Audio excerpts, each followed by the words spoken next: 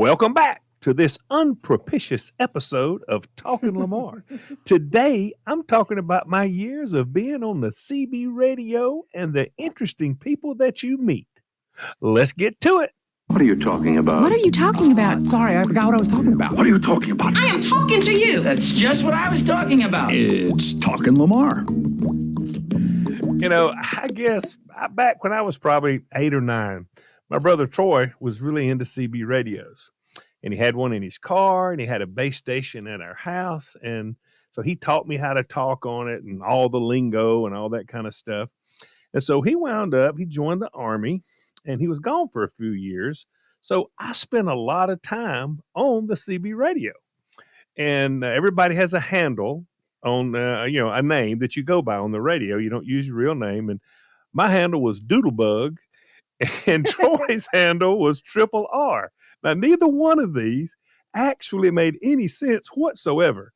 But, you can see how I came up with old-time video years later for the video store, because naming things is really not my forte, okay?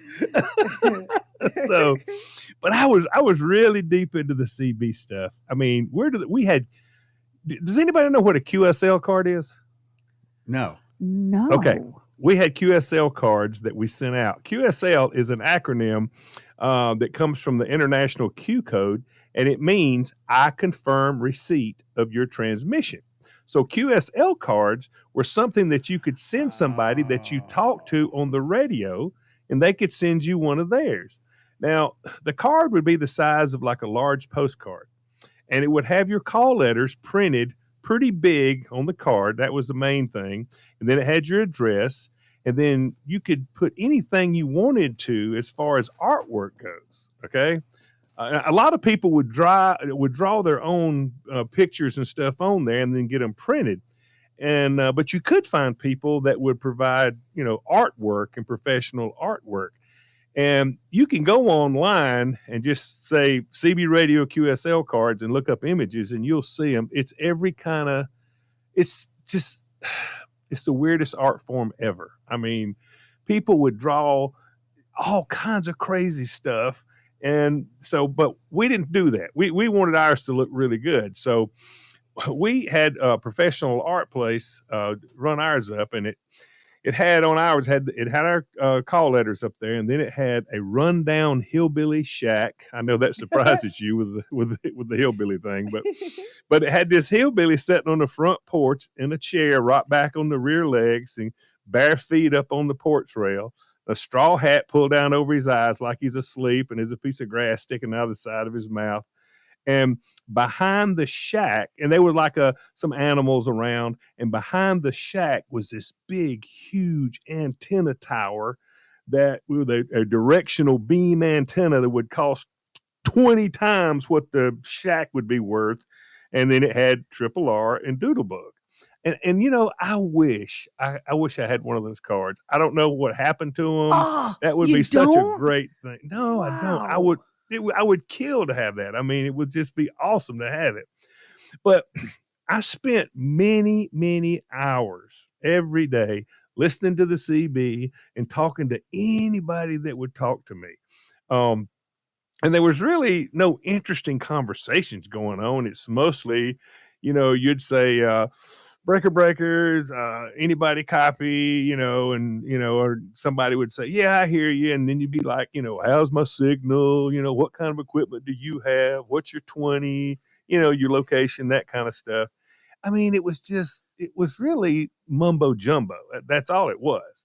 The important thing was to know who you were talking to, how far away they were, because you wanted to talk as far as you could. That was the big deal. To talk as far as they called it, is talking skip would mean you would get outside of your area, which for me was about 40 miles, because we didn't have a really big fancy antenna. We just had like a plain antenna. And so, it was just, and when me and my mom would go anywhere, a lot of times we'd drive Troy's car, and he'd have the radio in there. And so I'm on the CB radio yapping and whatever. And my mom was like, good God, who are you talking to? So she wasn't really into it like I was, but I was having the time of my life. I spent a lot of my time because just like anything else, if it's a hobby, somebody is selling stuff, And so I would get all the magazines. It would have all the equipment in there, and I mean, and you could spend a fortune. I mean, you could spend thousands of dollars on these beam antennas, and you could, you could turn them. You could, how you used to have TV antennas where you would turn the a little box on the TV or whatever, and it would spin the antenna around so you could pick up different stations. Yeah. It did the same thing with CB radios. I mean, it was just, it was it was everything that any hobby is. You could spend as much money as you wanted to. And so every dime I got, I would be trying to buy microphones or different things or whatever. But anyway, one night I'm sitting at the house, and I got into a conversation with this guy. Don't remember his handle. I have no idea. But we would talk for a long time. We talked about CB radios and equipment and sports and different things, And so he's asking me, what did I do, and, he said, well, where do you live? And I told him, the area that I lived in. And he said, well, I'm not all that far from there. Can you give me some directions? And I said, yeah, no problem. So I told him like what the address was, but we lived out in the country. I mean, way out in the country. So address, there's no markings. There's no nothing like that. And so I told him to call me when he got closer. But I went ahead and told him once he got to a certain point where he would recognize this crossroad, if he would count mailboxes all the way down, because I knew how many mailboxes it was. I said, that mailbox at the top of the hill, you'll see the house just turn in. And he said, okay. He said, that's cool. He said, it's going to take me a little while to get there, but yeah, I'll stop by. So I got off the radio. Doodlebug, Yeah. Can I ask a question? What grade was the Doodlebug in? Well, I was like On this 9. night. So what would that be? Fourth grade? grade. Fourth Fourth grade. grade. Okay. Third or fourth Okay. grade, yeah. Just checking. Yeah. So, and Yeah. would it also be fair, Doodlebug, to say that your voice had not yet matured? Oh, and that no. you sounded like you might have been 9 years old? No. And he asked me how old it was, and I told him what grade I was in and all that kind of stuff. All right. And this is a grown ass man. I mean, there's no doubt about it. So anyway, I went ahead and got off the radio, and I went in and in the living room and sat down with my mom and daddy, and they was watching TV, and we're just sitting there. And it's probably about 45 minutes or so later, I see headlights turning in and coming down the driveway. So my mom looks out the window. She goes, well, I wonder who that is. She said, it's after 9 o'clock. I hope nothing's wrong. She's thinking, maybe a neighbor was having trouble or something like that. Yeah. And I said, oh, no. I said, I was talking to this man on the CB, and he said he wanted to stop by and meet me. My mama turned away from the window, and she looked at me and she says, what in the hell are you talking about? She said, do you know this man? Do we know this man? I said, well, I mean, I talked to him a good while on the radio. And she said, did you ask him to come by? And I said, well, no, but he mentioned he wasn't too far away and he wouldn't mind stopping by and meeting me. And so by this time he was parked up under our streetlight outside, and he was driving a plain white van. And of course he was. Yeah. A plain white Chevy van with no windows. And now this was before, though. This and you got to understand, this was before anybody knew any. There were serial killers everywhere, I'm sure, but this was before anybody knew that much about it. And child molester, nobody ever. The word child molester, I don't even know if it was invented at this point. I mean, but it sure wasn't talked about in polite company in your small town. It sure was being done. Exactly. Yeah, it was sure when you lived where we lived, where you didn't lock your doors or you left your keys in your car, I mean, this was not even something anybody thought about. Okay, so he got out of the van, he knocks on the door, and my mama went to the door and opened the door, and my daddy's still sitting there in the chair, and he introduced himself. I can't remember what his name was, and Mama invited him in and told him to sit down. And, she said, do you want something to drink? And he declined. So we're all sitting there, and I can't remember how much conversation we had, but I know it was uncomfortable and awkward. Okay. It really was. And so, we're sitting there, and my dad is just sitting there sort of looking at him. And, of course, my dad wore a hearing aid, and so he didn't hear all that good anyway. So he wasn't much of a conversationalist unless he knew you. And so we're just sitting there talking. So this goes on for about 30 minutes or so. And finally, he says, well, it's getting late. I don't want to keep y'all. It's been a real pleasure meeting y'all. I've enjoyed talking to you. And, and he looked at me and he said, I'll be talking to you on the radio later, and he got up and he left. And, it could have been maybe he was just a lonely single guy. Could have been just a lonely single man. Okay. That's what I'm hoping. Or it could have been a child molester / serial killer, getting ready. Maybe this was his starting deal. Maybe this was his trial run, seeing how this would work out if he come into somebody's house. I have no idea whatsoever. I mean, he could have killed us all. I mean, or just killed my parents and took me, or, I want to believe that he was just a lonesome man, and he had a chance for some fellowship. But grown men do not drive 30 minutes at night to go to a child's house in the middle of the country, in the middle of nowhere. Can I tell you, as an adult man, I have never wanted to spend time with a 9-year-old child who was not related to me, ever. Ever. I can't think of an instance where I would want to do that. I know. Can I tell you, as a grown woman, I have sometimes not wanted to spend time with a 9-year-old child that I am related to. And I also want to say that I had the great pleasure of meeting Lamar's brother, Troy. I never got to meet your mom and dad. And for the longest time, your dad was like a caricature to me, and your mom was a mystery. But with each passing day, I understand now why Doris breathed into a paper bag every night. Well, once he got out the door, my mama closed the door and she locked the door, and she turned around and she looked at me and she said, I should really beat your ass. I really should. I should beat your ass. She said, but I won't, because hell, I don't guess you know any better to invite somebody that you don't know to your house at 9 o'clock at night. Especially, and then you don't tell me they coming. You sat in here and watch TV. This guy's coming down the road. You ain't said shit. And she said, if you ever do that again, I promise you, I'm going to beat the shit out of you. Do you understand? I said, yes, ma'am.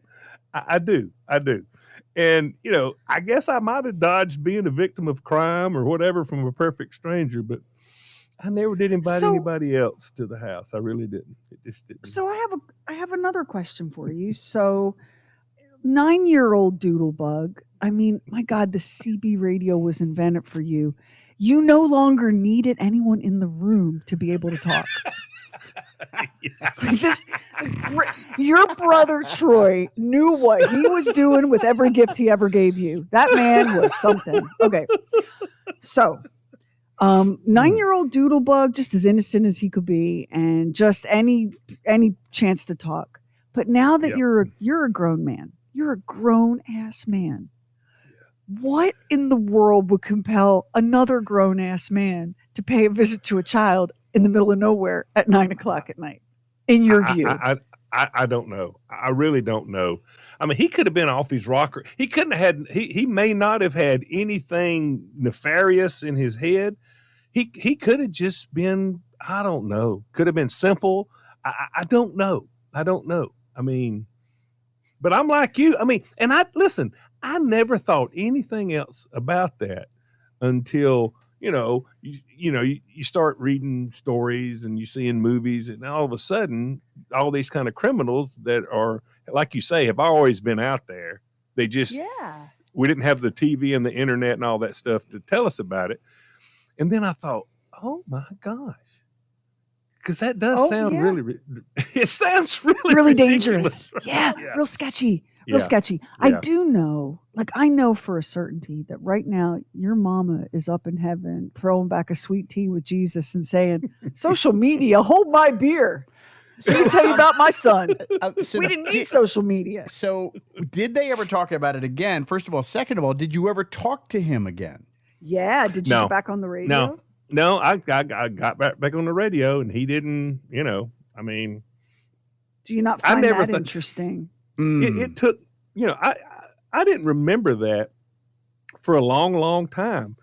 I guess it was when somebody was started talking about, somebody trying to get kids or something like that. And I guess when, you remember there was a time when you didn't see the whole van thing on a movie or a TV show. But all of a sudden, the van, that is the image of somebody that's up to no good, is the van.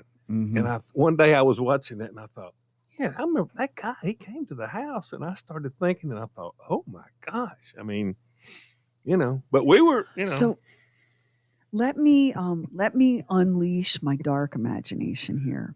So this man, he's chatting with Doodlebug on the radio, and Doodlebug seems to have free reign in terms of time and access, right? This kid, and you've already told this guy about your setup, so he knows that this is your radio, and he's chatting with you, and you've told him where you live.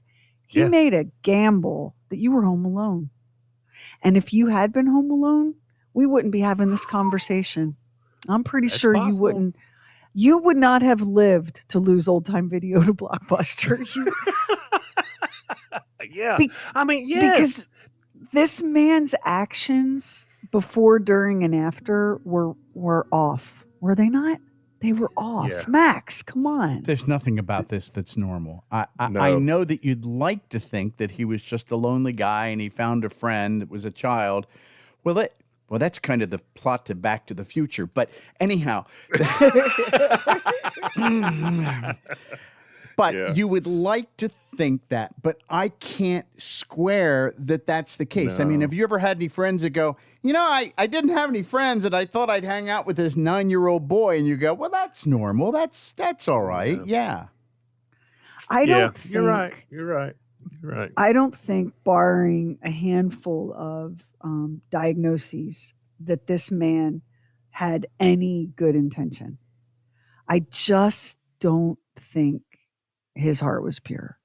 And it is, isn't it amazing? Sometimes if you look back in your life, like in our True Word Stuff episode, Max and I did one a while back where we looked at the actual data on how close we all come. And according to the FBI and the DOJ, each of us has 36 encounters with a murderer over the course of our life. Mm-hmm. So it may not be a serial killer or a mass murderer. It could be someone who committed a murder and got away with it, because people do get away with it. They do. This could have been something that happened a long time ago, and this person would never do it again. It could have been just a momentary rage impulse or whatever. But each of us encounters roughly, on average, 36 murders across the course of our life. And so we do brush up against close calls, and we do have near misses. And for people like you, Lamar, a lot of us have a story that starts out sounding okay, and it's only when you look back at it later and go, oh my God, if I had gotten in that car, or oh my God, if my parents hadn't been home, I might not be here. Because it's super easy to judge crime victims and go, well, what was the kid doing walking into a stranger's house? You've heard people say this kind of thing all the time. But the reality is how many of us, if we were really able to sit back and reflect, would go, oh, wow, that was close. And for some reason, I just feel like for you, that was close. Well, and you got to figure this: before anybody commits a crime like that, they have to inch up to it. You're right. They have entry. You have to things inch that up they to do. it. That And guy, so- that Golden State Killer, he would go in and he ransack people's homes before he actually started doing more and more and more. So he ramped up to it. So you're right. Yeah. And if you're going to start doing something like that, you've got to learn how to gain access to somebody's house when they're there, I mean, you know what I'm saying? You got to see what's going on. What's the possibility? How far can you a- push it? how far can you push it? And you know what? He may have, whatever his thoughts may have been once he got in there. Is this too much trouble? What's the deal? Because at that time, my dad would not have been he wasn't an old guy at that time, and he was a construction worker and a farmer and everything else. So he was, Big, strong he was guy. he was a strong guy. He wasn't a big guy, but he was a strong guy. And so who knows? I mean, who knows? You're right. That could have easily been one of my encounters, but God, my mama was pissed off. Yeah, of course she was. You know why she was pissed? Because she was scared. Because your mama knew something you didn't, and that was you brushed up against the devil. Like you got real close. Yeah. So here's the thing about child predators, and I've had some unfortunate personal experience in this area. So, I really like all of them. But here's the thing about child predators. They're super insidious in that they use a child's innocence and unworldliness against the child. You were an innocent little doodlebug was an innocent, unworldly kid, right? Yeah. Who thought nothing.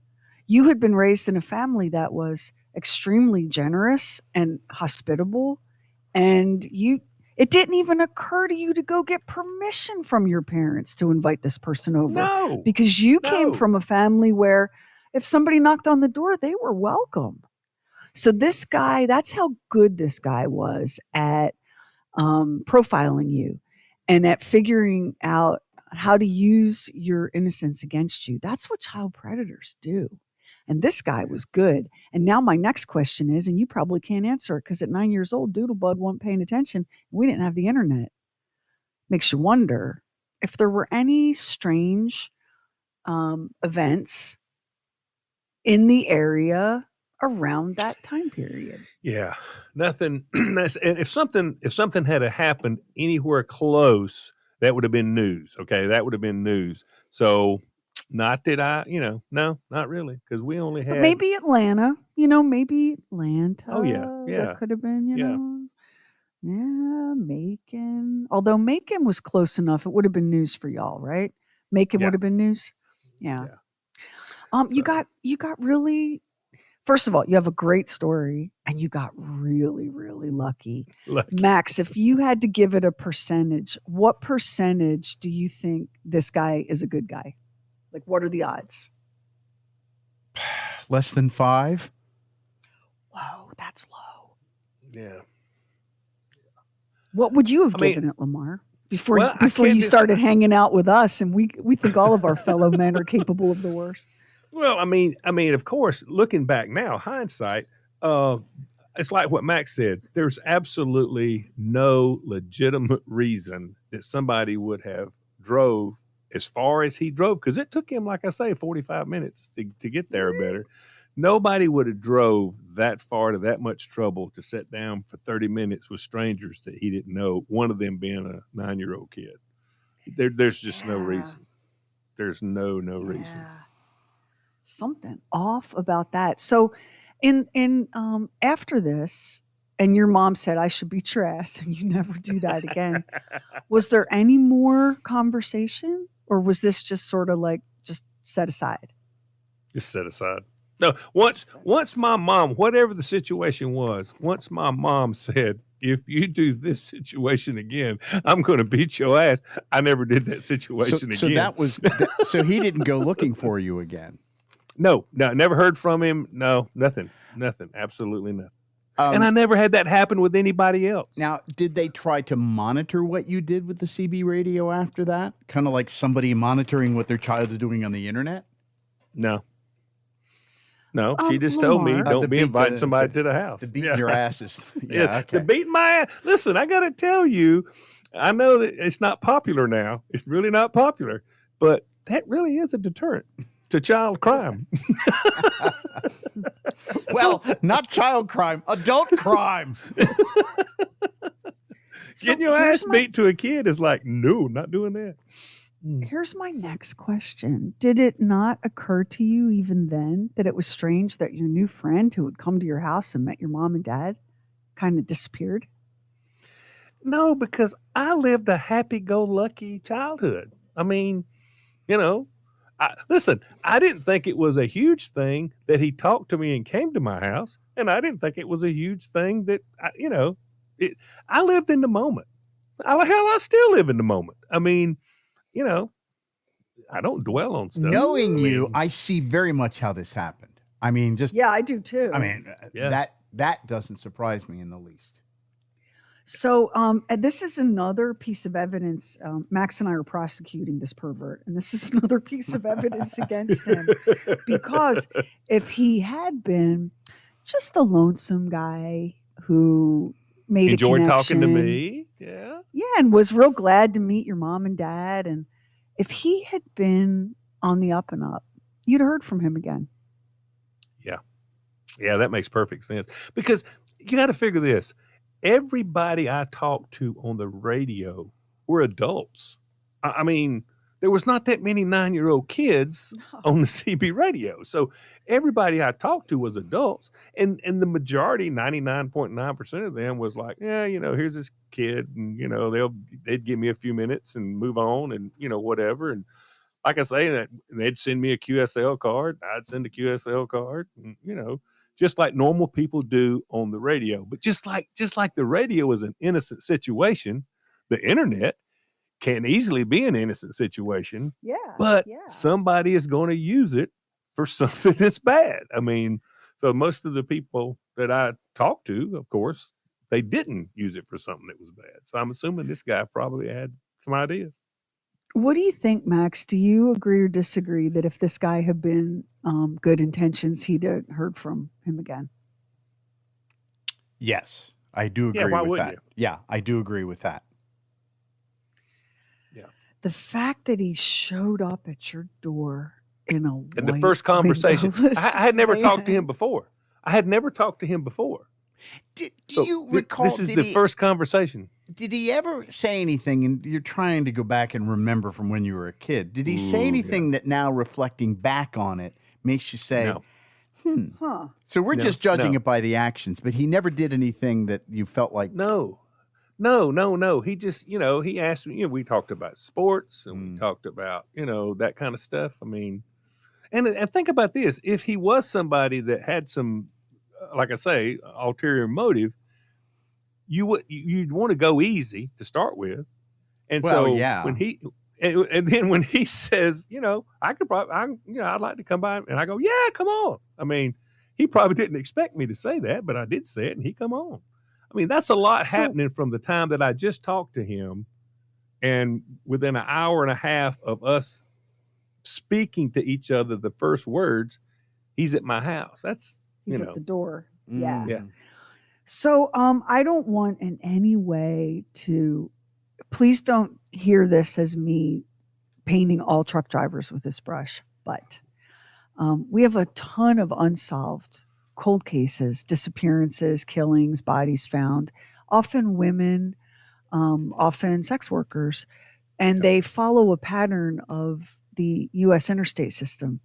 And one law enforcement theory is that, because we don't catch you think that everybody who's a serial killer gets caught. That's not true. A significant portion never get caught. I would say the majority. Wouldn't you say the majority? Yeah. Wouldn't you say the majority doesn't get caught? It would appear that way when you look at the data, right? Like sometimes sometimes they just go dormant and they don't kill again.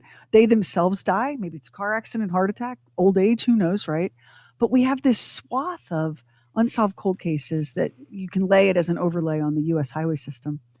And one theory is that certain perpetrators, it's not that truckers become killers, it's killers become truckers, because it gives you like the perfect opportunity. You're not in a fixed place, you're on the move, you're encountering people that you don't know who don't know you. One reason that people get caught for murder is because they have a tendency to murder people they know that they're pissed off at. Okay. Yeah, right. But if you want to get away with murder, you should pick a random stranger And again, that's what the data supports. So this guy, Lamar, this may have been just totally opportunistic. He heard you, he scouted you, he saw that you were a possible, he showed up at your house, it didn't work out, he moved on. Yeah. I mean, he may not have been local at all. You know, he may not have lived anywhere near you. It just might have been an opportunistic thing. It gives me the chills when I think about it. Yeah. It's, and you know, Doris. I don't guess, you know, after that night, me and Mama never talked about it. It just never came back up again. And I didn't think anything about it till I was an adult, really. And got to thinking back about it. That's probably for the best, because if I had been your mama, by the time I was done thinking about it and talking to you about it, we'd both be in an asylum. So it might be for the best. Yeah. Wow, though, Lamar, seriously. Yeah. Oh my God. When you became a dad yourself, did you not have a couple of moments where you were like, Lord, I know you're busy, but if you could not give me Doodlebug the second, that'd be awesome. Oh God. Yeah, that's true. And I didn't get, I don't have one that's a talker. And they're pretty suspicious of other people. So that wasn't a problem. Well, I'm going to speak for everyone and say that we are really glad that your mom and dad were home when that weird pervert showed up in the unmarked white van. Yeah, that could have easily been a movie, no doubt. No doubt. Yeah. It really was. And look what the world would have missed. Look what sure, Jennifer Lawrence is like, one less critic on the movie Mother, but the movie's called Last Trailer on the Left. Look at all you've given the world. We needed you. Yeah. I guess that's Try true. not to be so stupid going forward, okay? Yeah, I've made it this far so long. Well, listen, that's going to wrap it up for another peek into the life of little me on the airwaves, getting prepared for the future job that I have right now. That was something. Thank y'all for taking the time out of your day to listen. We really do appreciate it. We've had fun. I hope you did. Now, there's more to come, so do not stop now, because you know I hate a quitter. Join us for the next episode of Talking Lamar, and we would love to hear any questions or comments or suggestions. You can email, or you can go on the Bob and Sheri app, look down at the bottom, click on the microphone, and just start talking.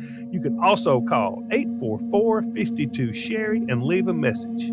Until then,